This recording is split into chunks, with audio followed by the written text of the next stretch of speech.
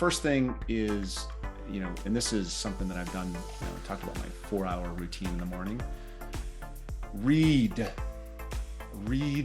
everything. Read constantly. Read every day. Read.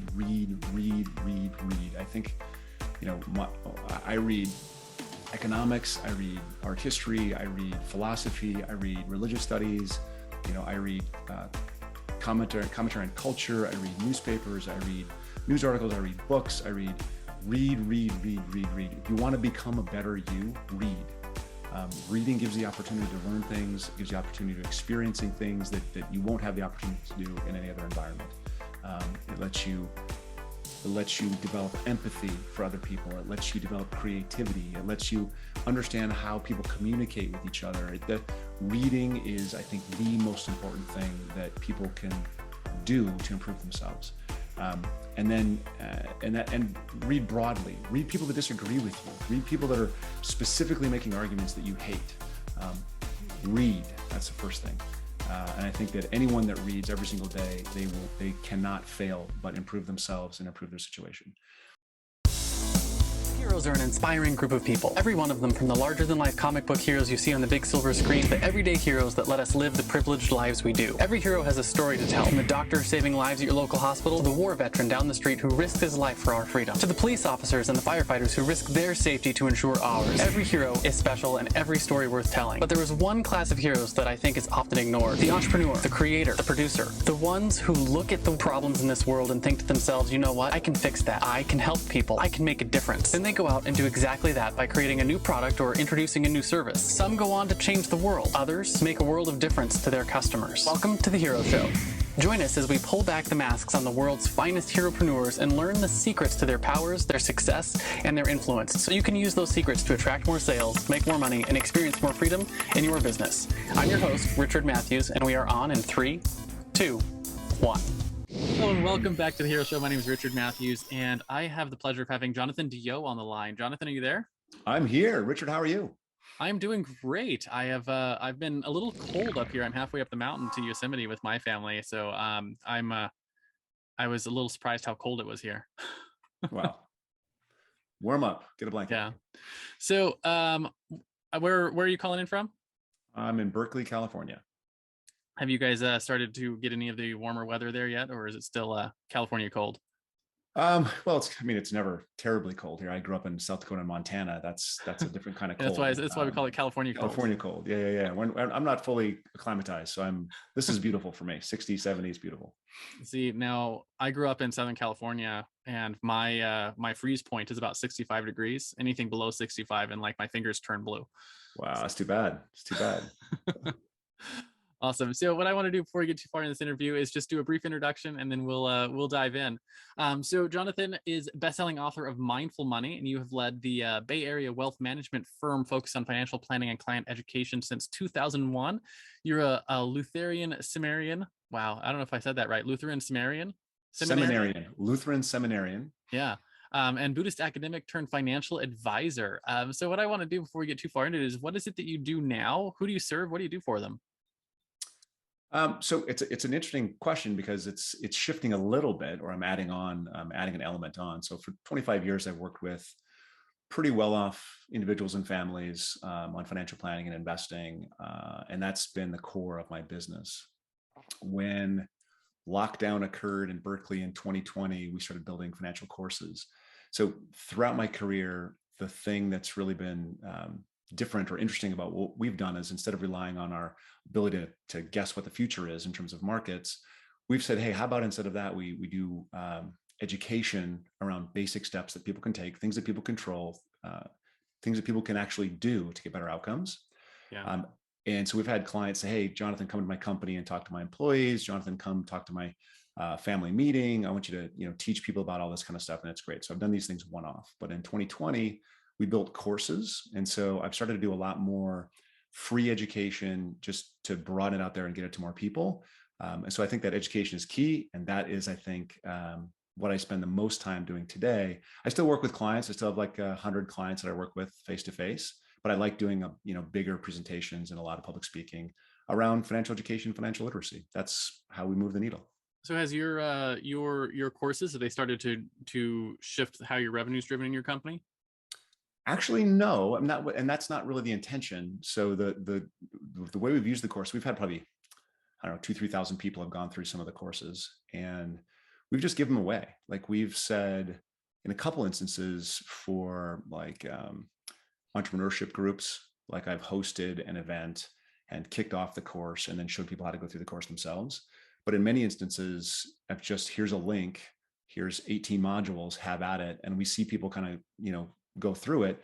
We haven't really had a lot of, because it's digital, I don't have to be there. And so I'm just giving people access to it, especially in my community here in Berkeley and Oakland and sort of Northern California. I've just given it away to any group of adults, young adults, any group of at least high school age students, college students, focused a lot on bridging the wealth gap, focused a lot on people that are maybe have run into some problems financially and sort of rebuilding. How do we get them some basic education and a basic launch set up so that they can improve their own stories?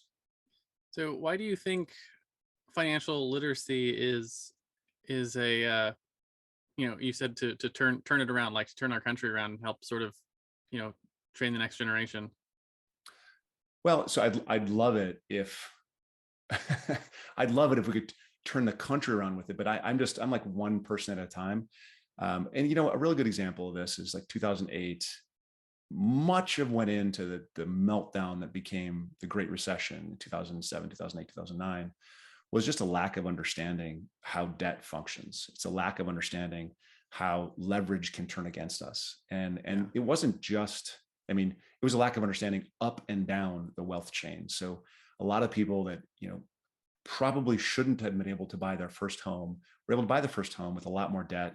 And they used mortgages, and not on them, not necessarily their fault, but mortgages were applied to them that were probably inappropriate, that were problematic. And if people had learned how to read the fine print or understood how debt worked, I think that the problem would have been a lot smaller than it was. The interesting thing about that is pretty much at every level of finance in that particular scenario, people made bad choices, whether it was the CEO of a company offering products, lending products, or whether it was, the mortgage broker themselves who, saw a higher commission with this other thing, or the people valuing real estate saw that if they did more and actually boosted the price of the real estate, hey, guess what? I made a little bit more money, because more mortgage brokers would hire me to value more real estate. So, or it was the person borrowing for the second home or the third home or the fourth home or whatever at, 120% loan to value, right? So people up and down the chain made mistakes. Theoretically, we've changed a lot of the rules of that game, so that can't happen again. But there are some basic the incentive fundamental structures were all messed up. Oh yeah, totally. But there's some basic fundamental decision making that if we know what we're doing, if we understand what we're embarking on, then we won't make the big mistakes. And my hope is with some little education, we can help individuals for sure. But if we help a lot of individuals with some basic financial education, then I think we help, the country, we help out, the world. Yeah, absolutely. So I want to talk about how you got into this space. We talk on this show about your origin story. Every good comic book hero has an origin story. It's the thing that made them into the hero they are today. And, I just want to know, were you born a hero? Were you, bit by a radioactive spider that made you want to get into financial education? Or did you start in a job and eventually move over to become an entrepreneur? Yeah, I wish I was bit by a radioactive spider. That's my favorite superhero. I love that. I was actually raised in a household with a lot of love and, a lot of belief in bettering yourself and having a better future, but very limited, resources. So that's a nice way to say we were poor, but happy. Right. Yeah. So this backdrop made me put financial security as critical. And in fact, we're now, what is it now? We're 40 years later. And I still am afraid of losing it all. I'm afraid that a drop of a hat, something can go wrong. So just because you finally made it doesn't mean that the fear goes away. It's really important to understand that the psychology remains. The psychology you develop as a kid remains. So at 9 years old, I was really interested in security and I was really interested in investing. And so when other kids were out playing with G.I. Joe and the Kung Fu Battle Grip, I was reading Value Line Research and Kiplinger's and Money Magazine, trying to figure out how to invest and make a little bit of money. While other kids were going outside and riding their bikes, I was learning about business and running little micro enterprises and little endeavors to make a little bit of money. And I started investing, like I said, when I was 9. And so by the time I graduated from high school, I'm thinking about college, I'm thinking finance for sure, right? Business finance, that's what I'm going to study. And I went into it, and you know what? So boring. It was so boring after like doing it for 10 years and then to study it. It was just, I hated it. So I very quickly shifted to philosophy and religious studies, had a couple great professors, uh, Gordon Britton, Jim Allard, Marvin Shaw. And they were like, "Hey, Jonathan, you love this stuff. You love reading about this stuff. You love writing about it. You should continue studying in grad school." So I went to the Graduate Theological Union to study at the Pacific Lutheran Theological Seminary. That's where I started. And then I was like, you know what? I'm going to switch to an academic program. I'm not going to be a pastor. I'm going to switch to an academic program. And I was very curious about Buddhist studies. And so I started doing comparative religion between Christian and Buddhist studies, and then shifted more and more and more towards Buddhist studies for a few years. At which time my wife said, "Jonathan, you've studied long enough. It's my turn to study." And she wanted to get her master's in education. So I said, "All right, great." I dropped out and got a job at Dean Witter. And I spent 5 years at 7 firms, learned a ton of lessons. And when I hate all these places, got to start my own. And in 2001, started my own company. Amazing. It's amazing how similar our stories are too. I was 9 years old when my dad gave me a copy of Rich Dad Poor Dad. And I sort of became obsessed with how business worked. I never really got into investing, but when I was 13, I started my first company that which lasted all of about 6 weeks, which is a fun story. But I convinced my dad to give me a loan for $50 and a ride to the big box store, and bought all the, those big giant candy bars with $50, and I brought them to school. And like the guy on the street corner in New York with his trench coat and his Rolex fake watches, I was selling my candy bars out of my backpack on campus, and sold about $1,500 worth of candy over 6 weeks, before I was informed by the powers that be that I was not allowed to sell on campus without a business license, and I was too young to have a business license, so I had to close up shop. I tell people I was shut down by the government at 13. Yep. Yep.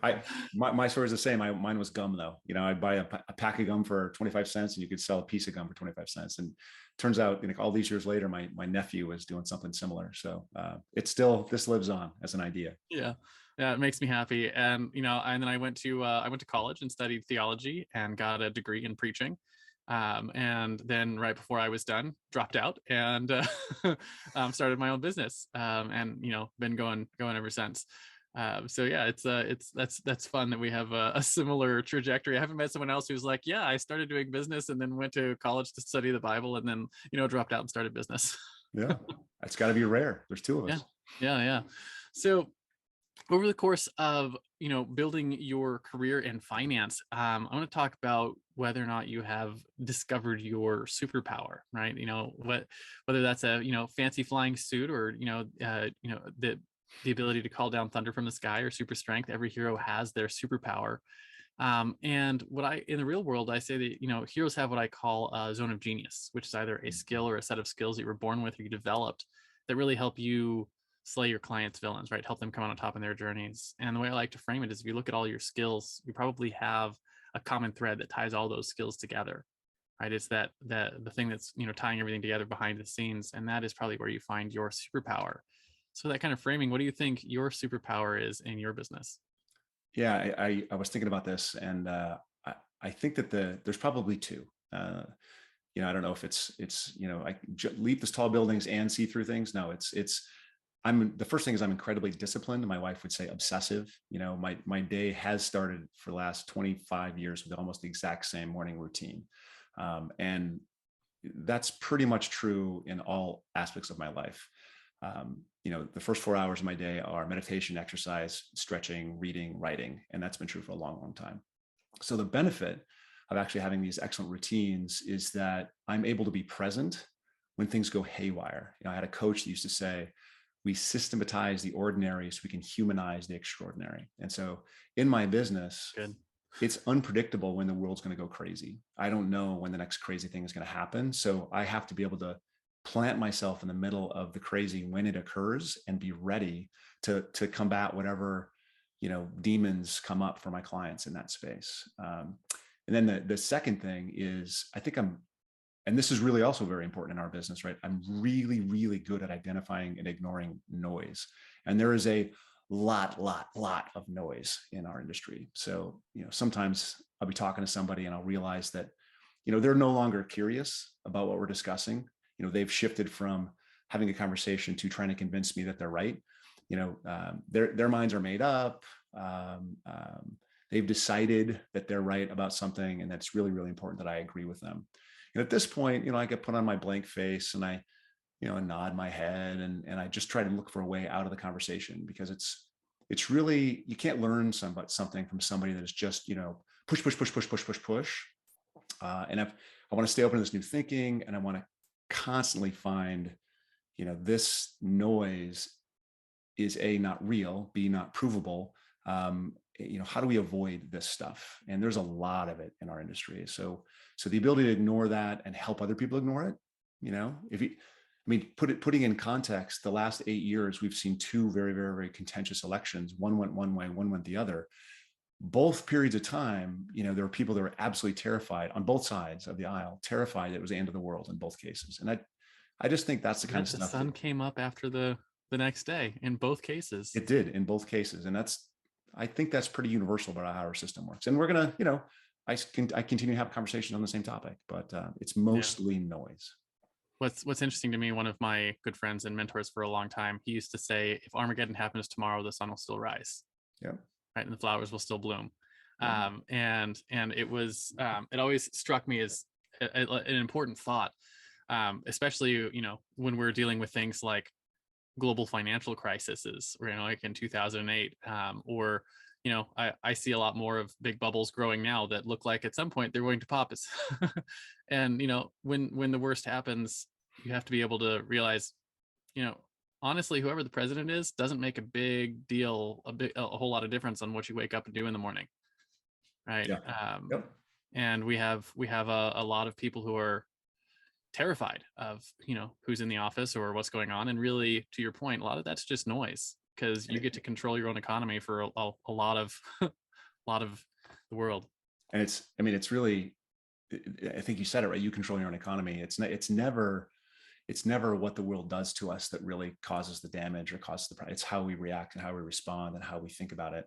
Yeah. And I say that with, I have to say it with a quick hedge, and that there's some people where the world does happen to them and it does hurt them. And you can put a positive spin on it all you want, and it doesn't really help them. And I understand that. I don't want to dismiss that. But the vast majority of us that are college educated and living in, the big cities or whatever, we're pretty incredibly well off. And if we just have a mindset that's open to, hey, it's going to be okay. Not that it's going to be great, but hey, it'll be okay. It'll be okay. It's one of the things that really struck me about traveling the U.S. I was talking about my wife and my best friend about this for a couple of weeks ago. We're 42 states into seeing the whole country over the last 5 years. And I have, I had in my head before we started traveling that when you travel to America, you're going to get to see all these different things and experience all these different things. And it was going to be like this epic adventure, which it has been. And we have gotten to see a lot of different things. But one of the things that has stuck out more than anything else traveling the US is how well off everyone in America is. It's like, doesn't matter where you go, what city you're in, there's always a Walmart within 45 minutes. There's always restaurants. There's always like, there's like this, I don't even know what you want to call it. There's like this subset of Americana that is everywhere. Yep. And there's like a baseline level of living that happens all over the country, no matter where we've been. And it almost makes you proud to be an American. You're like, you go around, you're like, wow, we've done a really damn good job at building what we have here. And so to your point, for the most part, the stuff that's happening, the things that people are convinced are Armageddon, really not that big a deal. You just get out and start doing, taking control of your own economy. And, very interestingly, you can travel the United States and you get the sense of how well off we are. And to the extent that some middle class or some of the socioeconomically challenged folks in the U.S. have suffered in the last 15 years, it's actually because we've been handing the baton to the global markets, right? And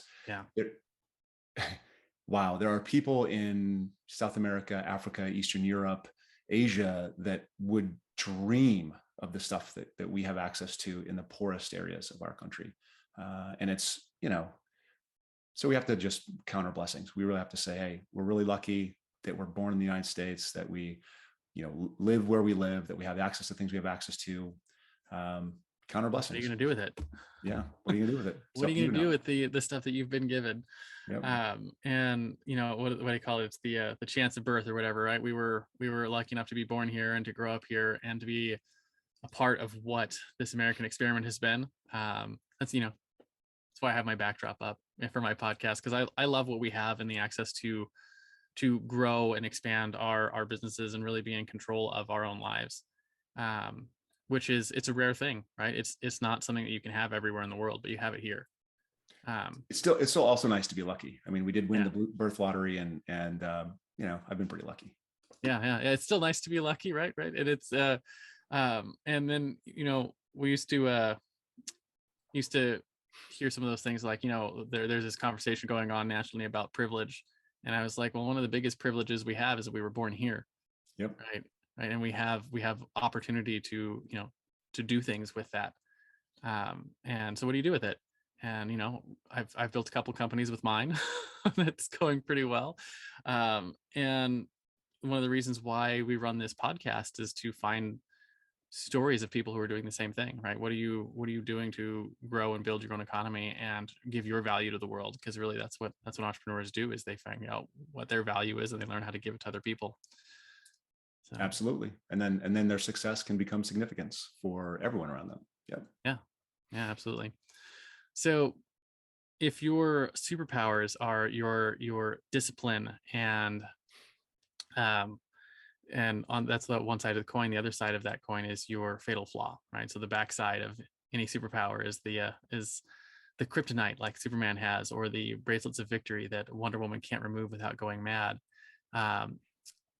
I want to know if there's something that's held you back in the growth of your business, something you struggled with. For me, I had a couple, right? I struggled with self-care for a long time, which really let itself come out as not having good relationships with my time or boundaries with clients, and worked way too many hours and just about killed myself. And also with, I struggled with perfectionism for a long time, where I was like, I could just tweak it a little bit more, make it a little bit better before I ever brought it to market, which then of course you're never bringing anything to market. So you're not doing anything. Right. So, and I think, sharing a little bit about what you have struggled with and especially how you work to overcome it can help our audience learn a little bit from your mistakes. So your first one's actually a pretty big one. The workaholism, right? I think I definitely, for years and years and years and years and years and years and years, I would put in extra hours all the time. And I used to think, so something happened to me 6 months ago. My brother died. And so my brother he drowned in the Pacific Ocean, and it's created a lot of questions for me. And so because achievement was so critical for me, I set that as a goal, 40 years ago, I'm only 50. So 40 years ago, I set achievement as a goal, and I put that pretty much as my number one goal every time, every year I'd go through this process of values, purpose, goals. And every year I'd come up with my 6 most important values, and achievement was always right there on the top. And I think I actually, after losing my brother and understanding some of the differences between him and myself, I think one of the things I'm coming around to is I put far too much emphasis on achievement. You can be wealthy and build great things and be unhappy. And the reality is your health, the relationships with the people around you, all of these things are the things that generosity, continuously lifelong learning, curiosity, these are the things that actually make a life worth living. And so I know tons of people that are very, very, very, very well off and unhappy. And that's because the focus is the wrong thing. And so, you got to make sure at the very beginning, and I think this was one of the things, my fatal flaw at the outset was because I didn't have, I'm trying to attribute it to something else, not myself, right? So it's so easy. It's so important to us to not be the fault, that the flaw isn't ours, right? So I was raised with very little so that I wanted. And because I wanted, I sent achievement and having as my goal. And what I learned was I got, and I was still not entirely happy. And so I learned that there's other things. And my brother was really good at his relationships and really good at some other things that I'm now more focused on than I was. So achievement is probably fourth on the list. It's been first for much of my life, and it's probably now fourth or fifth on my list. Well, first off, I'm sorry for your loss. That's really tough. I couldn't imagine losing my brother. He's a great human being. Yeah, thank you.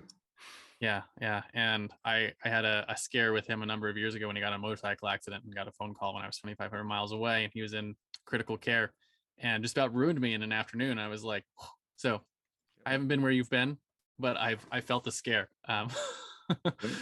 So anyways, I'm sorry for your loss, and I hope you are doing well. But on the other side of that, the idea that achievement is something that we strive for. I remember being there. I mentioned that before when I started. My lack of self-care is what I called it. And when I was a younger entrepreneur, I remember thinking to myself, I had a monetary goal in mind. I want to make this much money, right? And I thought that every waking moment of my life needed to be pointed towards that goal, or I would never achieve it. And so, and I was just sort of the opinion, they're like, people are like, work harder, or work smarter, not harder. And I was like, well, what if I just do both? I just work smart all the time. Right? And you find out if you try that too long, you can make yourself sick and throwing up in the bushes and that kind of stuff. But the other thing that I learned was a couple of things. I could not get anywhere because I was always tired and not focused. And the other thing is I was missing out on things that I really actually cared about. Right. Which was like my wife and my son at the time. I got 4 kids now, but it was just one back then. And I read a book that was talking about putting how creativity thrives with boundaries. And so, we talk about that and all sorts of things, right? You talk about photography or videography or something like that. Your boundary is that frame, right? Or your painting is the canvas, and creativity always thrives with boundaries. So I started looking at how can I put boundaries on my time working on my business, and started looking at, instead of working 8 to 12 hours a day, 6, 7 days a week, what if I only worked 5 days a week? And what if I only worked 8 hours a day? And what if I only worked 6 hours a day? What if I only worked 4 days a week? And what I found was that the more restrictions I put on my time with my business, the more productive I got, the more money I made. And I learned other things on the way up too, that I hit my income goal. And I was like, actually, I don't need that much money, whatever it is, because there's like, I have other things that interest me more, is why we travel full time with our kids. And there's things that I enjoy more than whatever the financial goal that I had. And when I shifted the goal from here's the money I want my business to make to here's the value I want my business to give, I surpassed those goals. Right. So it's interesting how it's all backwards from what I thought. Right. I thought I was working smart and hard, and I wasn't doing either. And I thought I was working for, if I tried hard enough, I could hit an income goal. And you find out that, really when you start focusing on how do I value, when I put my values in the right order, and then when I start focusing my business on the value it can give, the income came as a result, and the lifestyle came as a result. So it was a paradigm shift for me to learn how to adjust my values to things that made more sense. Have you read Bob Burg's The Go-Giver? I have not. That's a book you'll enjoy. Yeah, I'll have to put it on my Audible list. My son and I have an agreement. He gets an Audible subscription every year for Christmas. And he's allowed to he gets credit every month. And I was like, books he wants every other month, but on, every off month, he has to buy a book from, to help grow his mind. And so awesome. I always give him, like, when I get recommendations like that, we just stick it on his list because we share the Audible account. And I listen to the books too. Great. Yeah, that's a good idea. You probably want him on as a guest at some point as well. We interviewed him a little while ago. It's pretty good. He's a good guest. Yeah, absolutely. So yeah, the fatal flaw with self-care has been something that, man, I can't even describe how much my life has changed to that point. And, I remember all those years ago, I was struggling to run one company well enough to actually pay our bills. And now on a third to a quarter the amount of time, I run 2 companies and travel, right? Yeah. Because it really forces you to focus on what's actually important and what actually is going to move the needle for what's, getting stuff off of your plate that shouldn't be there. Totally. And there's so many tools that allow you to, outsource this, outsource that, get this done, have someone else manage this. And by using those tools, you can actually cut down your time spent. I'm just learning about those. So, I've spent way too many hours doing it manually or working with people in the office. And, it's admirable when you can actually cut your time down, and it works. No question. Yeah, it works. And then the other thing that it does is when you spend all day playing with your kids and you're like, man, I got to go sit down and get something to work, you show up alive. Yeah. Right. Because when you show up alive to work on creative problems, you get better results. Yep. So, and a lot of that comes from just figuring out what it is that you actually want to do, what you want to accomplish in your life, right? What's important, put those things in the right space. Start with what's important. You can't go wrong. Yeah. So I want to switch then and talk about your common enemy. And this is in context of your clients, right? But every superhero has an arch nemesis, right? It's the thing that they fight against in their world. Takes on a lot of forms, but again, we will put this in context of your clients, and it's a mindset or it's a flaw that every time you get on the phone with someone or whatever, however you deliver your value, right? It's a mindset or flaw that you have to fight to overcome so you can actually get that person the result that they came to you for. And what do you think that arch nemesis is in the financial education space? So do you know, have you watched David Foster Wallace's Kenyon College speech from 2005, This is Water? I have not. Well, you got to put that on your list. Anyway, so he tells a story about these two fish swimming through the water, and the older, wiser fish comes swimming towards them and says, "Hey boys, how's the water?" They all swim off in their own directions. And after a little while, one of the little fish turns to the other little fish and says, "What the hell is water?" Right? So the idea is there's the truths that we're always swimming in that we just don't recognize. And so what I think is really important about that, and this is the common enemy, right? I think we're all swimming in this soup of financial success. And if you go to social media, it's everywhere. No one talks about the difficulty. Well, some people talk about the difficulty on social media. Most people talk about the new car, the trip, the kids going to the private school. They talk about, all the positive things. Remember when social media first kicked off, Facebook, I believe it was, everyone took pictures of their great meals they had, right? And put it up on Facebook. Hey, look at this great meal, right? Look at how much fun I'm having. Look at how great my life is, right? So there's a nugget in the financial world that says, and this is the soup, right? We're all swimming in the same false common knowledge. And that is investment selection and market timing are the things that determine great investors. So people are constantly markets. Say again? You can't time markets. You can't see the future. You can't. And there's a warning. There's a warning label on investments. Past performance is no guarantee of future results. And it's funny because that warning label, I think, has gone cross purposes. I think that the warning label makes people more interested in performance. I don't think it has served the purpose it's supposed to serve. The reality is, mathematically, it's been proven that if you have somebody, a manager or an index or a sector or something that's done really well in one period of time, the next period of time, it's equally likely it does well versus it does poorly. I mean, the research shows that if you look at managers for a 3-year period and look at them and say you take the top 25% of all managers in a 3-year period, and you look at the next 3-year period, they are equally distributed between the top quartile, the second quartile, the third quartile, and the fourth quartile. And they've done this research over and over and over and over. And they've used quartiles, they've used deciles. What we've learned is past performance has nothing whatsoever to do with future results. No bearing at all, right? So when we think about investment selection and market timing, which is when somebody calls me up and says, "Hey, Jonathan, I'm thinking about, hiring an advisor. Tell me about your performance." Everyone asks that question. Everyone wonders. And I can go through on this whole conversation about, hey, I could show you some performance. It wouldn't mean anything. And they still want to know about the performance. They still want to know, how am I going to do based on how I would have done? And it doesn't work. So battling this idea that timing and selection matters, that's the big thing that we have to battle more than anything else, where education and planning can make a difference, people aren't as interested in education or planning. They really want someone that can pick the best stock and pick it right now or market time. And it doesn't, you can't get anywhere with that. So I have an idea of how I would answer this question, but I want to know from you, if market timing and selection are not what matter, what does? It's time in, not timing, right?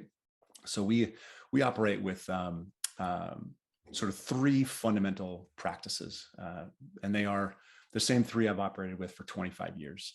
They are plan appropriate asset allocation, meaning you divide your assets up between equities, fixed income, and cash. And equities could be, equity in real estate. It could be your private business. It could be, owning stocks, small shares of companies around the world. Bonds could be you're lending on real estate. It could be you're buying bonds. It could be you're buying CDs. You're buying, something that's fixed income. And cash is what it sounds like, cash. So the equity pays the biggest chunk, has the most volatility. Bonds keeps up with inflation, doesn't do a lot else. And now it's a question whether it can do that or not. And then cash doesn't even keep up with inflation, but it never goes up or down in value, right? So if you want returns, you want more of this stuff over here, the equity piece, right? And so the first thing, plan appropriate asset allocation. Got to have your liquidity in things that aren't volatile. You want to have things that are volatile because that's where you get your return. Plan appropriate asset allocation. Second thing, diversification. Don't put all your eggs in one basket. And some people say, hey, the Dow 30 is diversified. I disagree. Some people say the S&P 500 is diversified. I disagree. I think you want to look at something like the All Country World Index. I think you want to be global. I think you want to be big companies and small companies. I think you want to be all over the planet. I think you want to be in every sector and every industry. And that way, the thing that you're investing in isn't companies. It's in global consumption. You're investing in people who want to improve their lives, who want new shoes, new pants, want to start businesses, want to put solar panels on their house, want to invest in water projects in Africa, want people who want to do things and improve things for themselves, their families, their communities, the world. That's what you're investing in if you invest in all of it in a diversified way. And then the third thing is, because no matter what you do, something in your portfolio is going to do better than something else in your portfolio. So on a very regular basis, maybe it's once a year, maybe it's at a 20% dislocation, you rebalance and you don't overthink it. You don't say, you know what, I don't like emerging markets right now. I'm going to stick in the United States. And you don't say, you know what, I don't like little companies right now. I'm going to just buy big companies. And you don't say, I'm not going to lend to banks right now because I don't trust banks. I'm only going to lend to car dealerships. Like you just own it all. And then by owning it all, you are less likely to make mistakes. You are less likely to be pulled astray by your own biases, by your own emotional content. You own it all, and you rebalance when the thing that's doing really well, you sell a little bit of that thing and buy the thing that's not doing as well today, because it all reverts to the mean anyways. That's the three basic core things. So you're when you're taking profits off of the stuff that's doing well and reinvesting it into stuff that's at a discount right now. Yep. Yeah, that's crazy. So the way I was going to answer the question is what's important is something that I had a mentor tell me as a young business person, like really young. I was like 13 or 14, and it's always stuck with me. And he said that money loves speed, but wealth loves time. Yep. Well said.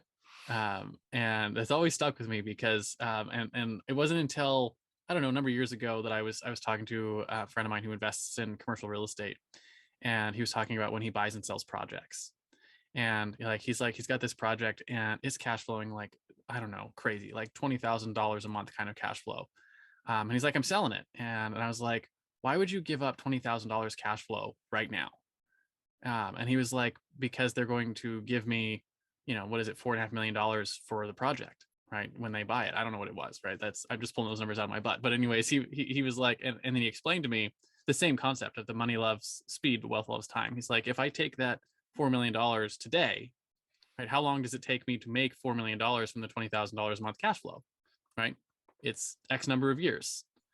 And he was like, I can take that capital right now and put it into 4 other projects right now. And now instead of $20,000 cash flow, I'm creating $100,000 in cash flow. And it was the first time it really clicked what I had learned all those years before, what it means by money loves speed, but wealth loves time. Right. He's like, because what you do is you continue to build those cash flow positions. But when you you take the profits and you move them fast into other things. Yep. So anyways, that's the concept I've learned on what actually is important is how do you spend time in the market? That's the time. What wealth loves time, and then how do you move stuff when it makes sense to? I think that the world of real estate is a much more active world. I realize that people say real estate is a passive, and it can be a passive investment, but I've invested in real estate my whole life, and I've never been able to be passive. Yeah, it's not a passive investment. I've always gotten phone calls. So, but most of the people I work with, they don't have the $4 million, or most people I'm trying to educate now. Clients all have that, and they do have the real estate and stocks and bonds and the whole bit. But people that are just starting out, it's like, how do you make it so that money takes a smaller, fewer cycles? How do you do it so you can actually earn more, you can improve yourself, you can get the raise, you can create better outcomes on the income, on your P&L, personal P&L. Balance sheet will follow. I mean, balance sheet will come, but right now, just start earning more, saving more, setting it aside until you get that opportunity for a piece of real estate, or you can invest in shares of companies, or you can invest in your own business that you've been thinking about. And it's great when you have $4 million you can put to work and buy the 4 buildings and expand the income that way. That's awesome. Good on you, and good on your friend. That's fantastic. But I really want to. How do we bring people up that aren't experiencing that opportunity? How do we give them the opportunity? Well, it starts much smaller. And that's where the education and that some planning comes in. Yeah. And one of the things that I've always struggled with financial education is helping people understand how important investing in your own skill sets are. Oh God. Yeah. Yeah. Because people are like, where like, I don't have the money to invest in this or that or the other thing. I'm like, invest in your skill set. Yep. Right, wherever that is, because if you invest in your skills, then you can bring your value to bear on something else. You'll get compensated for that. That's how you get the money in the first place to invest in other things, is by, another friend of mine says, you skill up. Yep. Yeah. And every time there's a dislocation in markets, the world goes crazy. Like pandemic hit, what did you do? Did you double down on Netflix, or did you double down on Khan Academy? And if you double down on Khan Academy and you improved your math skills, your coding skills, or I'm sure you can find plumbing skills, like whatever the thing is, Khan Academy has videos to help you improve on it. So to the extent you can do that, yeah, you come back to the market and you're worth more. And when you're worth more, you save more. When you save more, you've got more to invest. That's the basic beginning treadmill. Yeah. Which has always struck me as one of my favorite. It is contentious nowadays, but people are like, how do you, get a raise? And I'm like, if you want to get a raise, you don't just ask your boss for a raise. You show them how you can bring more value to their company, which is politically, that's not a happy thing to say nowadays. Because and you don't have to say that right now. I mean, I think that's always true. But now we have a very unique world, and where people are basically writing their own tickets. You don't want to ask your boss, go find a job someplace else. I mean, there are. In my industry, in my office, we have 3 open positions. We've been trying to fill these positions for a year. Like, we can't find people, and they're not like low paying positions. It's like there's opportunity now. So get out there. Like, ask your boss. Don't ask your boss. Ask somebody else. Find a different job. Skill do up. Whatever you want. Yeah, we've been having a terrible time trying to get positions filled. Yep. And so, offer good money. It doesn't matter. People don't show up. It's really interesting. Never seen anything like it, but I haven't been in the market that long, so keep moving forward. You do a little bit yourself. Find people when you can. Actually, poach them from other places. That's and one of the greatest hires I ever had was somebody that we hired out of another company. Right, just great service, great experience, great and unrelated industry. Like, great service, great experience, wonderful person, great attitude. Hey, you ever thought about working in a financial planning office? No. Well, you should. Yeah, that's we got our customer service person that way. She's wonderful. So the flip side of your common enemy, of course, would be your driving force, right? So if your common enemy is what you fight against, your driving force is what you fight for. So just like Spider-Man fights to save New York, or Batman fights to save Gotham, or Google fights to index and categorize all the world's information, I want to know what your mission is. What is it you guys fight for at your company? Yeah. So if the enemy is investment selection, market timing, the opposite side of that is we are goal focused and planning driven. It means the decision we make are the ones we make up front, not the ones we make ongoing. The trade-offs we make in a planning process, not whether we're buying Tesla or Bitcoin or Ford. Like that is a meaningless decision that we know doesn't work. So the decisions we make as investors is actually, what do we want to accomplish? What is our time frame for accomplishing those things? What do we have to do between here and there to make sure they get accomplished? And so to do that, we focus on individual goals and we focus on planning. And so to get to those, education and planning are the things that lead to the better outcomes for normal people. I'm sure that there are hedge fund managers that would disagree with me. I'm sure that there are active managers that would disagree with me, but we're talking about normal people in a normal environment.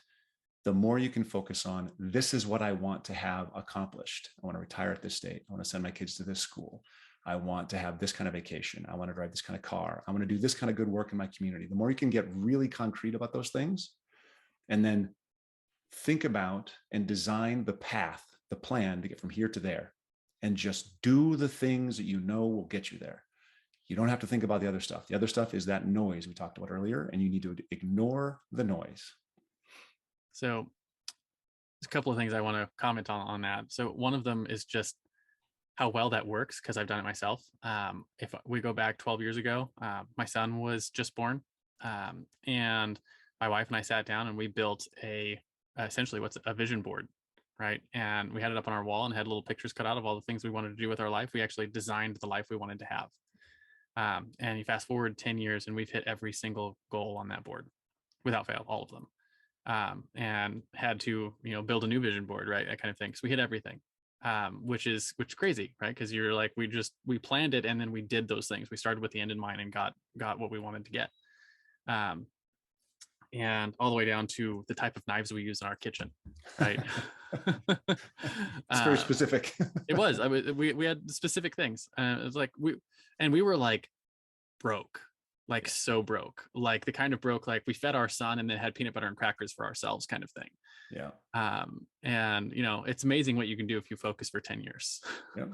And then that's really important though, right? You can't design the plan and then start following the plan, and 4 months from now it's not working out, throw in the towel. You got to recognize that this is a slow process.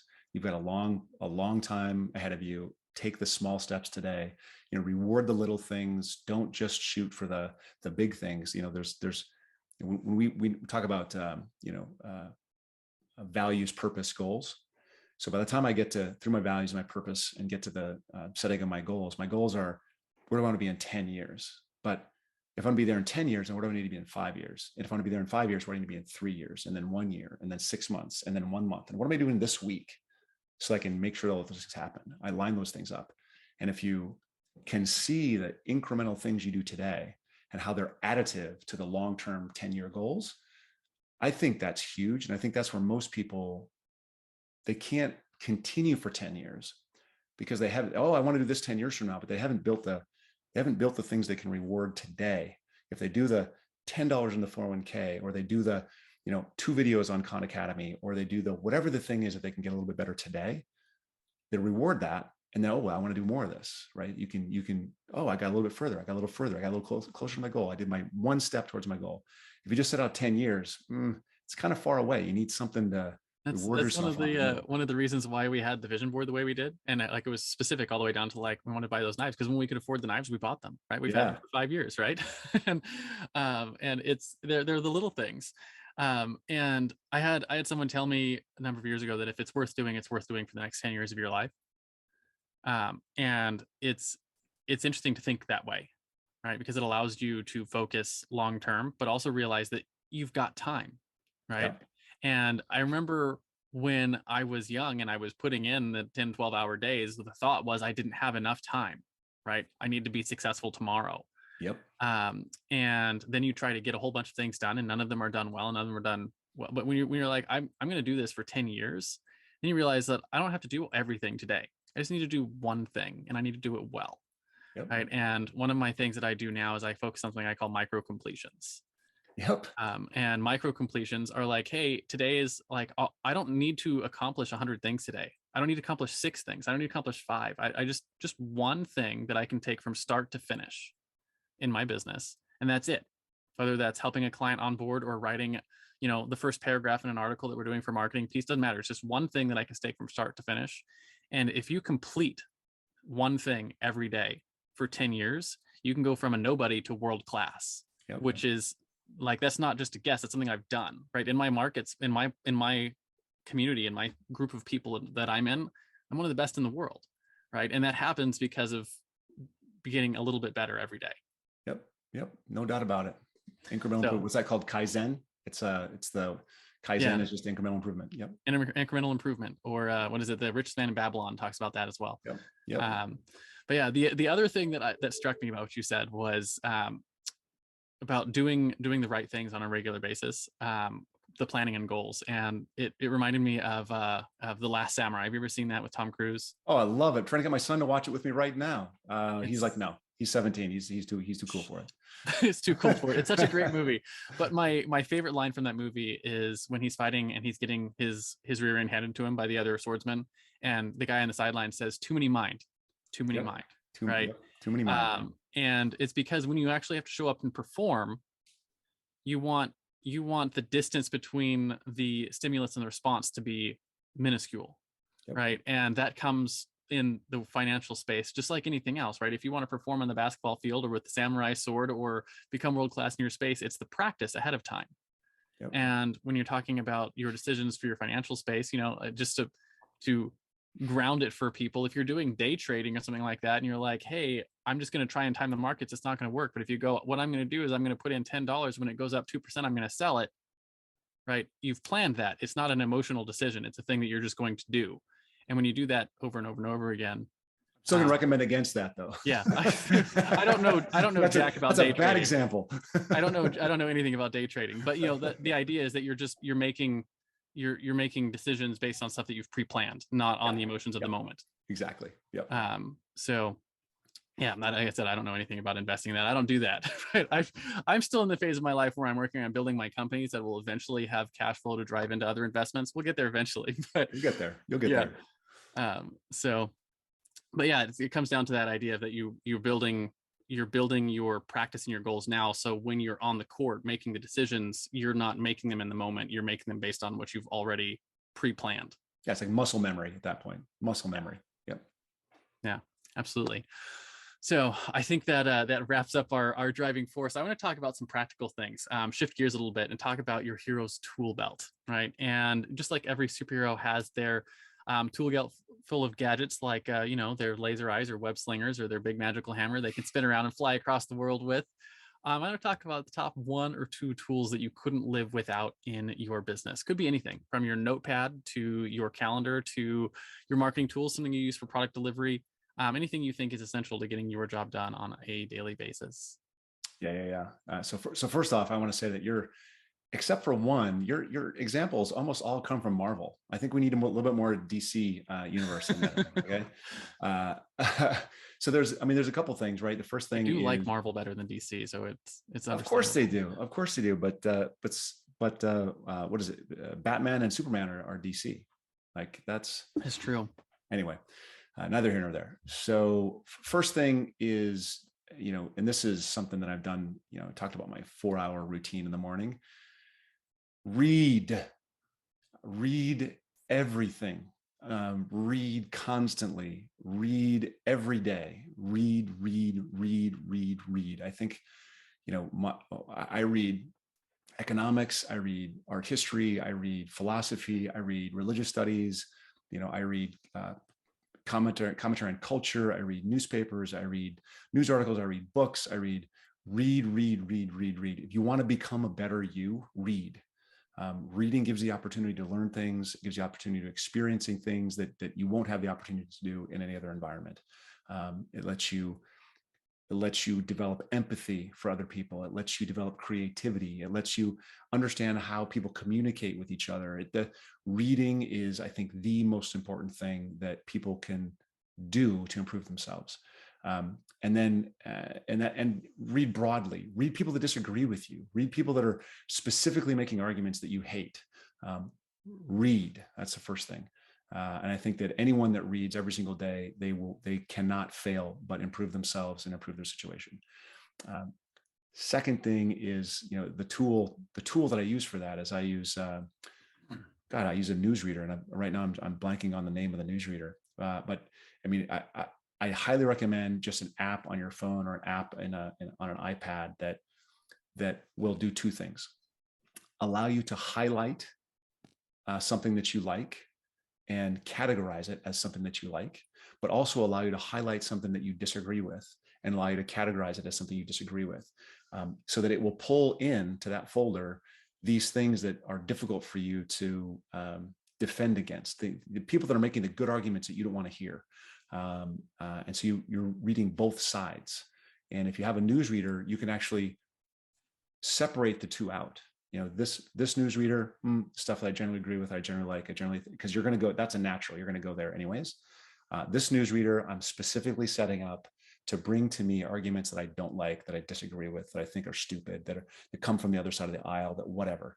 Because if you can't make those arguments, you're always going to be filled with vengeance and dislike and hate, and it's not going to be beneficial for you.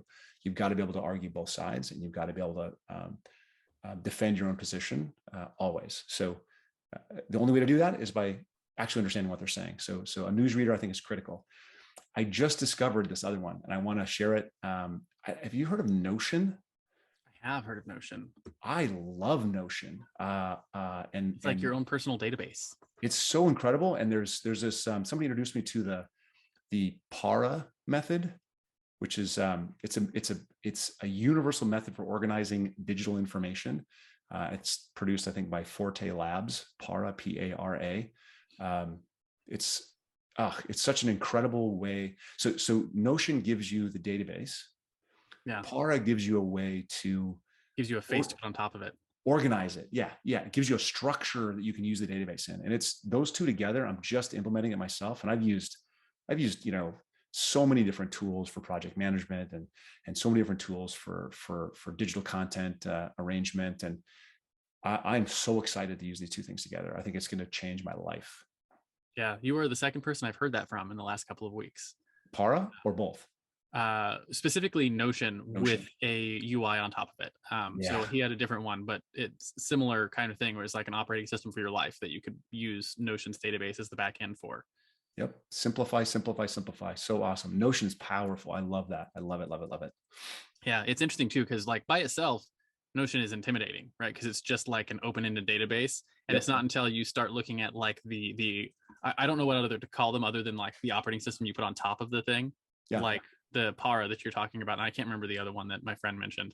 But he was like, I couldn't figure out Notion by itself until I got this thing to go on top of it. And I was like, I had the same experience where like I got into Notion. I was like, I don't know what to do with this, because it's just a blank canvas database. Which means you can do whatever the F you want with it, which is cool. Right. And I used to like email myself, like every little note, I just emailed to myself and then I would put it in my email, structure. Yeah. That's truly old school and not a very good way to do it. But now I'm so excited to actually have something that is more active, more accessible, more useful, searchable. You can use a Notion page and link to it and share the content with people. There's so many possibilities that are there. And I'm sure that there's other apps that I just didn't know about that were equally helpful. Notion's what I'm going to go with for sure. Yeah, that's awesome. And I wanted to comment a little bit on the reading everywhere, including the other side of the aisle, and tell you a brief story that fits right into that I thought was fun. So we mentioned we both went to seminary. And one of the things that we did in seminary was we did religious studies, right? Which was, essentially studying all the other world religions. And not just a little bit either, like in depth, like read their scripture, read everything there was about them, their common arguments they bring up and everything. Like, I like did that every semester for 4 years and with all the major world religions. And so generally speaking, I know more about your religion than the average practitioner. Yep. right? And this is because I studied it for as long as we did, and as in depth as we did. And I remember my favorite experience with that. I had the local Mormon boys who come and knock on your door. And Yep. me and my best friend were sharing a house at the time, and we'd both just gotten married, and we were like splitting the house. They had the top and we had the bottom. And so they came to the door, and we were like, yeah, we'd like to talk. And we just like, sure, we invited them in. Like, come in, talk to us. And because they wanted to convert us to Mormonism. And we sat them down, and we sat around the table with them, and we're like, totally cool. We will absolutely discuss anything you want to discuss. We've got 2 rules. Rule number 1 is that the whole purpose of this is just to search for the truth. And if we find the truth, wherever the truth is, we'll just align our lives with that. Like, do you guys agree with that? And they're like, yeah, absolutely, because why not? And they came over every Saturday or every week for like 6 weeks. And the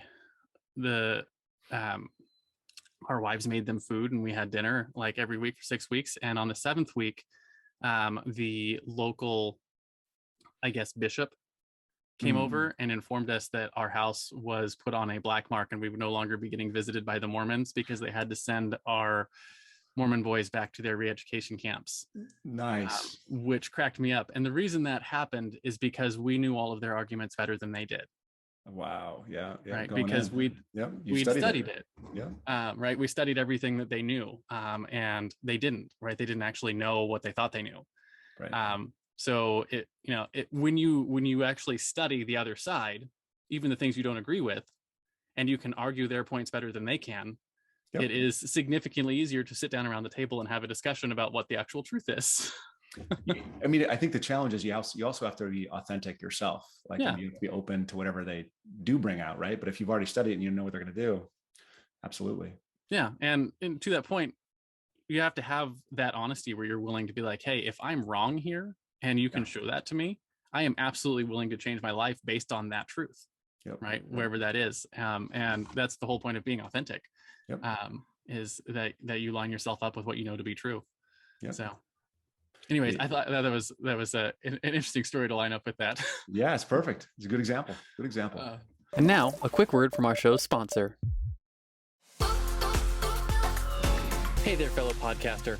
Having a weekly audio and video show on all the major online networks that builds your brand, creates fame, and drives sales for your business doesn't have to be hard. I know it feels that way because you've tried managing your show internally and realize how resource intensive it can be.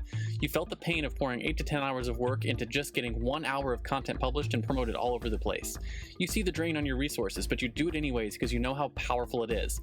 Heck, you've probably even tried some of those automated solutions and ended up with stuff that makes your brand look cheesy and cheap. That's not helping grow your business. Don't give up though. The struggle ends now. Introducing Push Button Podcasts, a done-for-you service that will help you get your show out every single week without you lifting a finger after you've pushed that stop record button. We handle everything else: uploading, editing, transcribing, writing, research, graphics, publication, and promotion, all done by real humans who know, understand, and care about your brand almost as much as you do. Empowered by our own proprietary technology, our team will let you get back to doing what you love while we handle the rest. Check us out at pushbuttonpodcast.com/hero for 10% off the lifetime of your service with us, and see the power of having an audio and video podcast growing and driving micro celebrity status and business in your niche without you having to lift more than a finger to push that stop record button. Again, that's pushbuttonpodcast.com/hero. See you there. And now, back to the Hero Show. So, a couple more questions for you. We talk a little bit about your own personal heroes, right? Every hero has their mentors. Frodo has Gandalf, and Luke has Obi-Wan Kenobi, and even Spider-Man has his Uncle Ben, or Robert Kiyosaki had his rich dad. And I want to know, who were some of your heroes? Were they real-life mentors, speakers, authors, maybe peers who are a couple of years ahead of you, and how important were they to what you have accomplished so far in your life? Yeah, I mean, there's, my history is littered with people that have had a positive effect. I guess my first mentor, my first hero is probably my dad. I think that you probably hear that often whenever you ask that question. Yeah. Or one of my parents, right? My dad is definitely my first hero. And then after that, like college professors, I mentioned Marvin Shaw earlier. He was the one who was like my primary religious studies teacher in undergrad. And so he was the one that really sort of suggested, hey, you have a skill in reading and writing and sort of digesting some of the stuff and making good arguments. And so I think you'd like to study this further. So he was the one that sort of got me to apply to these graduate schools, which was really important for my life and on my becoming who I wanted to be, a better person, all that kind of stuff. While I was there, I met Stephen Goodman, who he died a couple of years ago. He was instrumental in my developing my meditation practice. And he wasn't a meditation teacher so much as he was so well versed in pop culture and Buddhist philosophy. And man, he could tell you a story that came from just anywhere. He read everything, an incredible human being. But I was having a hard time meditating. I couldn't sit for more than like 10 seconds. Like I'd get up and go do something else. I just couldn't do it. My mind was racing. And he just sort of said, hey, you'll waver until you stop wavering. And it gave me permission to not beat myself up for not being able to sit still for very long. And sooner or later I was going 2 minutes and 3 minutes and 5 minutes and 10 minutes. And I could sit for 20 minutes. And that's Stephen Goodman. That was him. And then when I first entered in the industry, the first speaker I saw in the financial services world was Nick Murray.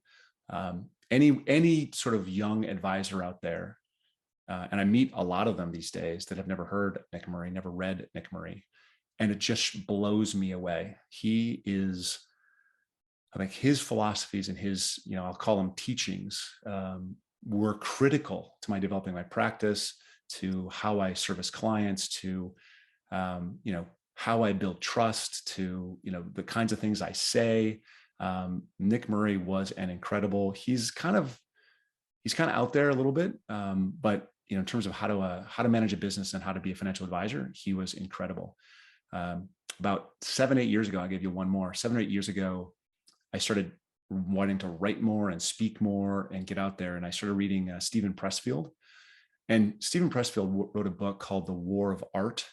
And he talks about this thing called resistance that's always in our way. The thing that makes it so you can't write the book, the thing that makes it so you can't start the business, the thing that's in your way that you almost can't identify, that's keeping you from becoming your best self, from doing the thing you want to do. And he writes, and he's a very, very well-known author, just novels. Like, he writes great novels, and I highly recommend those.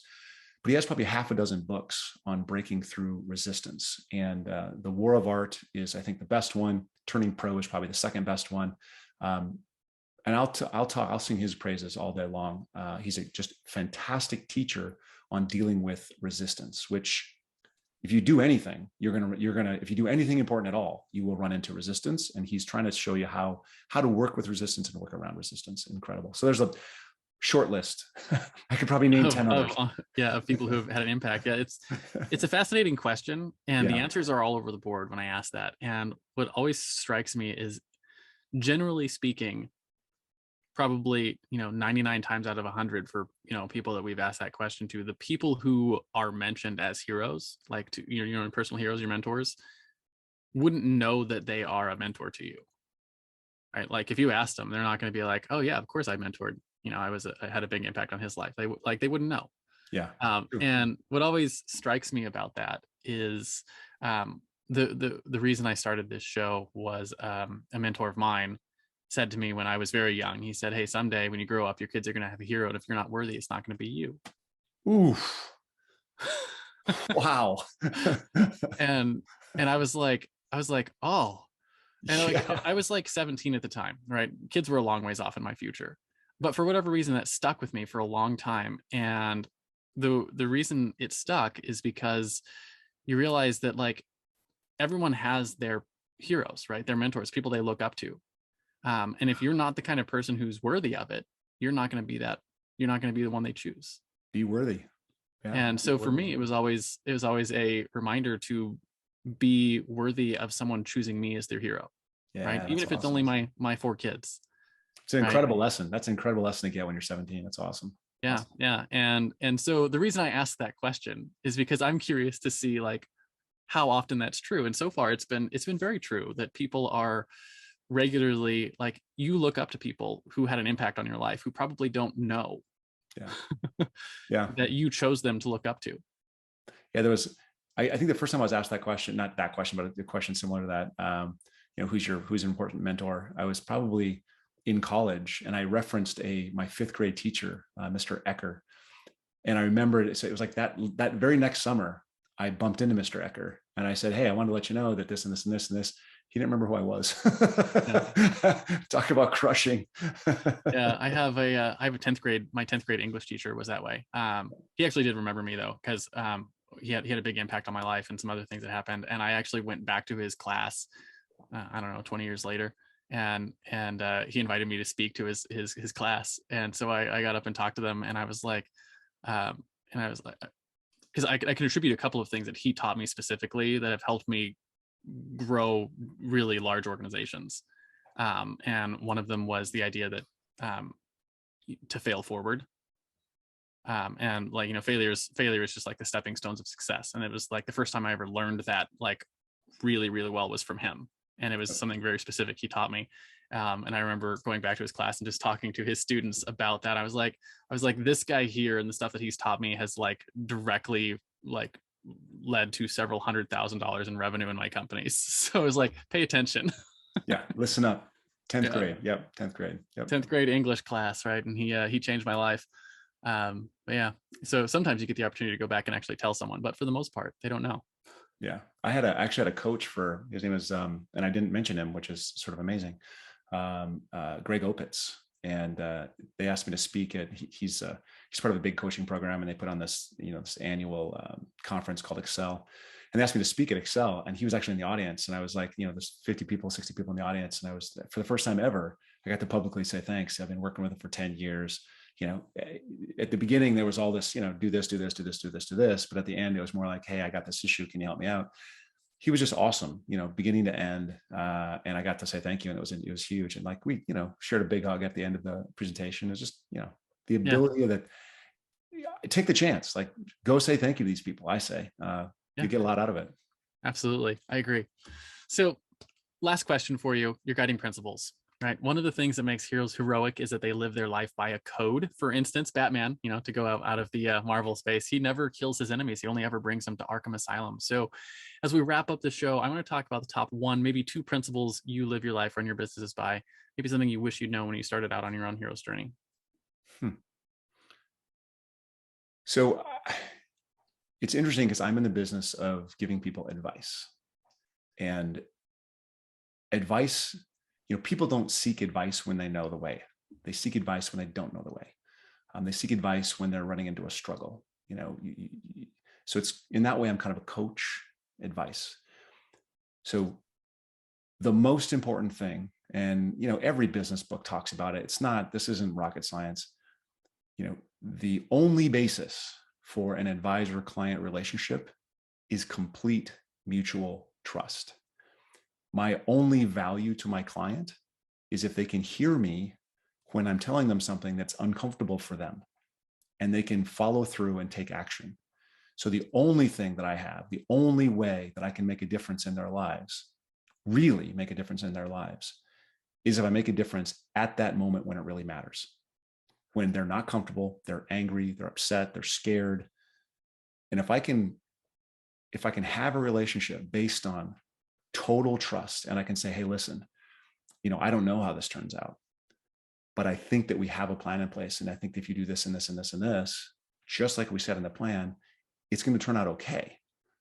And if we've built that relationship up and they trust that advice, they will be able to continue forward. They'll be able to take that advice, and they'll be able to take the steps necessary, which means it's critical. It's so important that in every circumstance, if you want to give anyone advice and you want to be trusted for that advice, you have to always tell the complete unvarnished truth and let the chips fall where they may.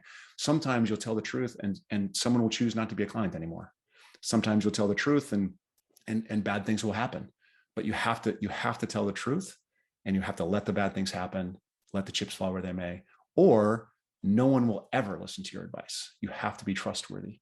And so this leads to this. The second part is the best business is the one that people will talk about and refer into. And the only way that works, the only way you get that, the only way that ever happens is if you are referable. The only way you can be trusted is if you are trustworthy. the only way you receive referrals, which is a fantastic thing for business, is if you are referable. So you have to, and I think you said this earlier, you have to be worthy. You want to be somebody's hero someday. You have to be worthy of being that hero. Well, you've got to be trustworthy. You've got to be referable. You've got to be worthy. And so this goes deep into just developing yourself. Develop yourself. Be a better person. If you become a better person, if you're honest all the time, you tell the unvarnished truth, you let the chips fall where they may. It's going to suck sometimes, but in the fullness of time, you are going to be more successful than any other way. Yeah, yeah. And this I think comes down, it's really particular for a lot of young entrepreneurs who have not yet put in the time to build up their skills. Right. And I find this happens a lot where people are like, I want to get into this space and do this thing, but I don't have the book of business to back me up yet. So how do I approach a new client and get them to say yes to me, to like take a chance on me? And how often I've had to be the coach on the other side, telling them like, be honest about where you are. Yep. There are people who are willing to take that chance.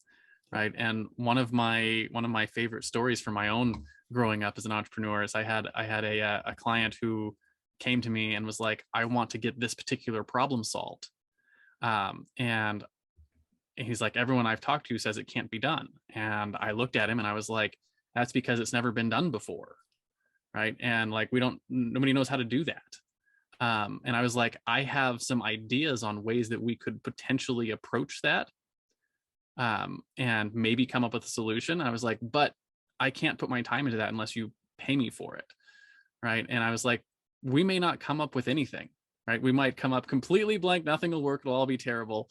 And I was like, but if you're willing to bet on it, we can approach something, see if we can come up with something together. And he went for that. He paid me for 3 months to work on this problem. And we did actually come up with a solution for it. Invented some new tech to make that happen. It was really cool. But the point for me was learning how to use honesty and the truth as a way to close clients, even when you don't have the book of business to back you up. And then in the future, I was able to close a whole bunch more clients who needed the solution to the same problem, because now I had something. But if I had lied to him up front and we couldn't come up with anything, and I told him I could, or that I had things, I would have ruined my reputation and my business. Yep. No doubt. So it's definitely an important thing to learn as you're growing. I actually think that's probably a really great place to wrap our interview. I do have one final thing that I do on all my interviews. I call it the Hero's Challenge. It's a simple little thing, hopefully to help me get access to stories I might not otherwise find on my own, because not everyone's out doing the podcast rounds like you and I might be doing. So the question is simple. Do you have someone in your life or in your network that you think has a cool entrepreneurial story? Who are they? First names are fine. And why do you think they should come share their story on our show? First person that comes to mind for you. It's somebody actually I recently interviewed, and he's been a friend of mine for 20-something years. His name is Gary, and he doesn't do a lot of interviews. He's not seeking any kind of exposure or anything like that. But what he has done is he's built a business, and his idea of enough is different than most people's idea of enough. And he's built a business that gives him time. And we talked about this earlier, how we both sort of overworked and worked too many hours and worked too hard, thinking we were working both hard and smart and doing neither. And he worked incredibly smart, and he built something that he can actually leave for 6 months and not have to worry about it, which in my book is incredibly impressive. It doesn't, it's not going to make him wealthy, but he got what he wanted out of it. He said, this is what I want. I want time. How do I make it so I have time? And he built a thing that gives him time, which is impressive. Yeah, absolutely. That's what I've been focusing most of my business growth stuff on, is how do I get A, time first, and then B, how do I get the money second, right? To grow and do some other things. So yeah, I would love to see if we can interview Gary and see what all he's doing and hear his story. They don't always say yes, but anyways, we'll send an invitation out afterwards, and maybe we'll get a cool story. Sounds good. So in comic books, there is always the crowd of people who are cheering and clapping for the acts of heroism at the end. So as we close, I want to know where people can find you if they want your help in the future. Where can they light up the bat signal, so to speak, and say, hey, Jonathan, I'd really love to get your help with my financial planning. And I think second to that is, who are the most important people to actually reach out? Yeah. So the best place to reach out is the place that everyone starts is the website, right? Mindful.money. And probably, if somebody is looking at a company exit or something, selling a piece of real estate, or, a parent who's passed recently. I'm going through this with my sister-in-law. After my brother died, finances are a mess, and figuring that stuff out is really hard. And I've kind of figured it out now, how that works. So that's one subset of people that have, an established net worth and want some support from a one-on-one financial advisor. They can reach out to us through that website, mindful.money there. Also on the website, you can just go to the education tab and you can take a digital course. Digital courses are there. There's a free one, and I hope we can put it in the show notes. That's values, purpose, and goals. And I'll just submit that, and you guys can share that with your audience. And it's the thing I do every single year. It's something I've done for 20 years. It's an incredible tool. I just turned it into a course for people to do it themselves. So you go to mindful.money, all my social media stuff is there. You can connect with me on social media if that's your preference, or you can just send us a note through the website. Awesome. Thank you so much for coming on today, Jonathan. I really appreciated the opportunity to get to hear your story and learn what you're doing. You get to hear some of your past experiences. So again, I appreciate that, and I love what you're doing. Last thing here, do you have any final words of wisdom for our audience before I hit that stop record button here at the end? I do, but just before I go to those words, I want to say thanks, Richard, for having me on, because this is, I'm a huge fan of Marvel and DC, and this is a very interesting take on this, and it was a lot of fun, so I appreciate it. Yeah, absolutely. So final words. It's kind of a tagline a little bit. I use it as often as I can. So I think it's the 3 things we can do to get us in a better place, and it's very simply stop predicting, start planning, and stay mindful. Absolutely. It's a great place to end it. Thank you very much.